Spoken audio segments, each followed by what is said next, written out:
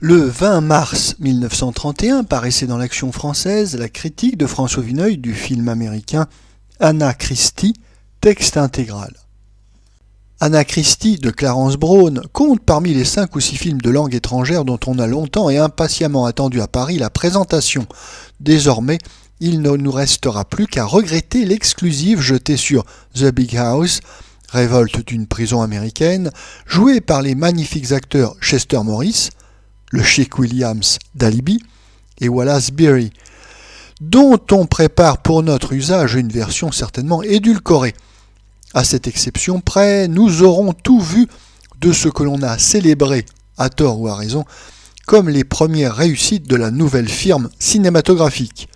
Anna Christie nous a ennuyés. Ce film nous arrive bien tard, en fin de série. Après l'Ange Bleu, après Alléluia, mais nous ne pensons pas qu'il y perde grand-chose et que nous l'eussions accueilli différemment un an plus tôt. Certains ouvrages, apportant avec eux des innovations matérielles, peuvent susciter un intérêt éphémère. Ce ne fut pas le cas d'Anna Christie, même au premier jour de son existence. Il serait tout à fait excessif de croire que les réalisateurs français ont été seuls embarrassés ou dupés par la brusque conquête du son et du dialogue. Voici Clarence Brown, un des metteurs en scène les plus chevronnés d'Hollywood, qui, pour son premier film parlé, se prend à utiliser quelques vieilles formules du cinéma d'atmosphère et ce ne les rajeunit pas. Bien entendu, par le choix du moindre objet, la vigueur des ombres et des lumières, son bar à matelot, sa cabine de péniche, n'ont aucun rapport avec le salon en mauvais style cubiste qui sert encore, dans un grand studio de Joinville, au pâmoison de Madame Chantal, ex-Jefferson Cohn. Mais c'est encore du cinéma en vase clos, du cinéma statique, que l'on peut reconstituer intégralement sur n'importe quel plateau de théâtre, que le cadre soit habilement précisé, selon les méthodes expressionnistes et réalistes, il ne nous suffira jamais si nous n'en voyons qu'une seule face. Clarence Brown arrive à ce résultat paradoxal de nous agacer à la manière d'un auteur dramatique qui soulignerait trop complaisamment l'ambiance et le décor, tout en nous donnant un film d'un très médiocre intérêt visuel. Bref, l'on s'aperçoit que le succès en Amérique de cette fameuse Anna Christie n'a tenu qu'à son anecdote, à sa littérature et à celle qui entoure la vedette. On a servi au public yankee une de ses idoles dans un rôle nouveau, Greta Garbo en fille perdue. Au premier acte, un vieux loup de mer attend sa fille, qu'il n'a pas revue depuis 10 ans, dans un pauvre bistrot du port de New York. En son honneur, il liquide une vieille liaison avec une ivrognesse tout à fait inoffensive. Cela sera plus convenable.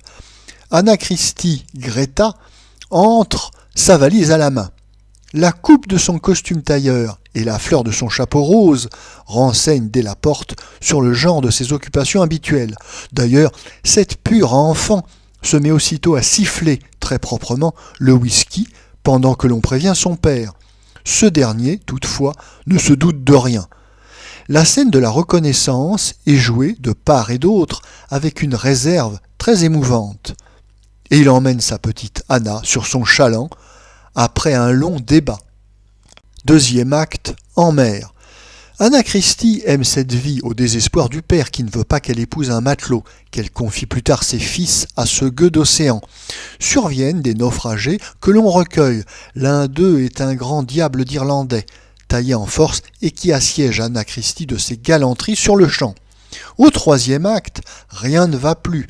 Le père ne peut tolérer la présence de cet affreux marin, et la fille, après lui avoir fait les yeux doux, le repousse. L'Irlandais demande des explications à grands coups de poing sur la table. Anna Christie raconte son histoire. Pendant que son père la croyait devenue une campagnarde naïve, elle s'est laissée séduire, elle a été abandonnée, elle a roulé aussi bas que l'on peut l'imaginer. Voilà pourquoi elle n'accepte pas la main de l'homme qu'elle aime. À la fin, tout s'arrange, après une colère féroce du marin. Il épousera la prostituée purifiée par l'amour. Pour être impartial, il faut reconnaître que cette histoire sans originalité nous est contée sur un ton aussi simple et humain que possible, sauf quelques exceptions que nous signalerons avant de conclure. Mais nous pensons que notre résumé explique suffisamment ce qu'il y a de maladroit et d'anti-cinématographique dans le découpage tout entier basé sur un dialogue oiseux, envahissant. Nous ne parvenons pas à apprécier Greta Garbo.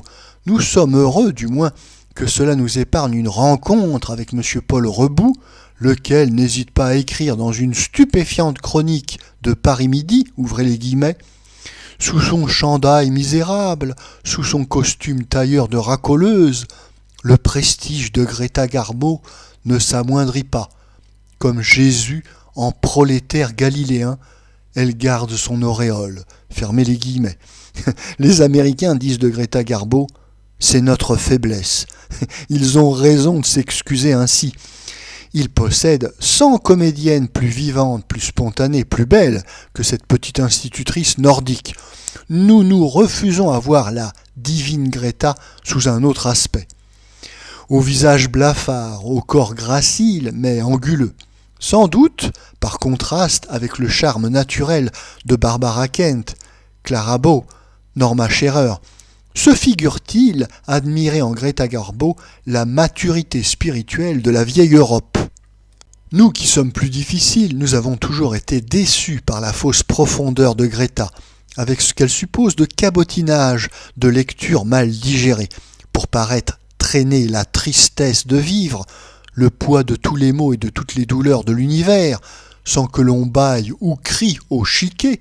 Il faut une puissance dramatique, une autorité, une sensibilité, que ne possède pas Greta Garbo.